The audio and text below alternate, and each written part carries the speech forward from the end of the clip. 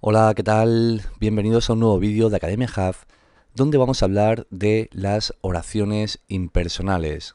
Las oraciones impersonales son aquellas que no tienen sujeto léxico. Y cuando decimos que no tienen, es que no existe, ni siquiera está omitido o elíptico. En estos casos, el verbo aparece solamente en una tercera persona del singular que no se refiere a nada. ¿Y cuáles son estos verbos que aparecen en tercera persona del singular y no se refieren a nada? Pues, por ejemplo, los verbos meteorológicos, como por ejemplo en la oración nieva mucho o ayer llovió un poco. En estas oraciones vemos que el verbo meteorológico nieva o llovió no se está refiriendo a ninguna persona en concreto. O sea, no existe nadie ni nada que realice la acción de nevar ni la acción de llover.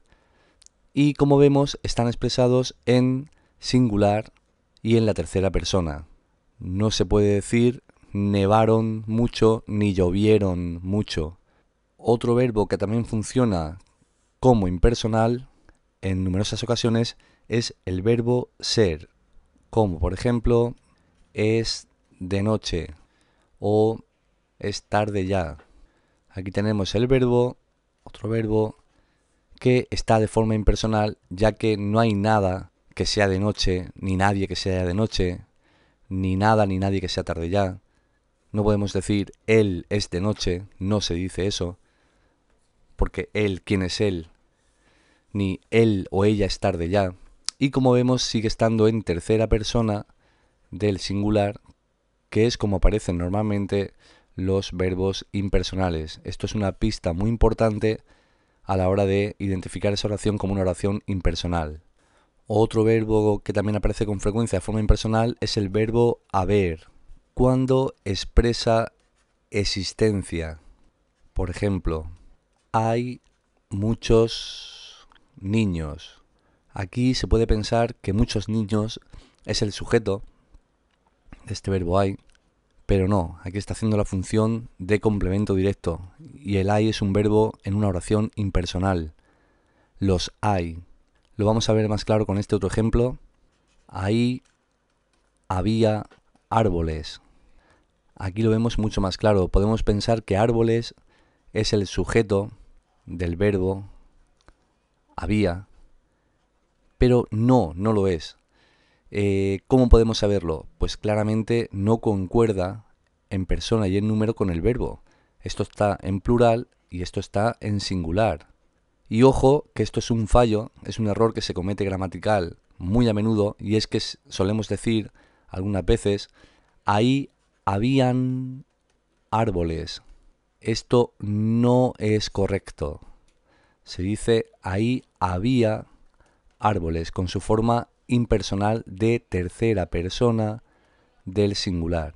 Podemos poner muchos ejemplos haciendo hincapié en esto de no ponerlo en plural. Por ejemplo, el año pasado hubieron muchos accidentes. ¿Esto es correcto?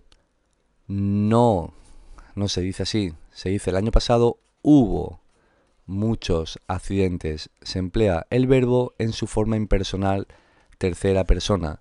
Es muy habitual que muchas personas, por desgracia, ponen en plural este verbo para hacerlo coincidir con un supuesto sujeto, muchos accidentes, que no lo es, que no es sujeto, porque es una oración impersonal. Por lo tanto, se dice el año pasado hubo muchos accidentes o el año pasado hubo un accidente. Da lo mismo que sea singular o plural, este verbo va de forma impersonal en tercera persona del singular. Igual ocurre con el verbo hacer. Cuando acompaña a palabras que hacen referencia a un fenómeno meteorológico o al paso del tiempo.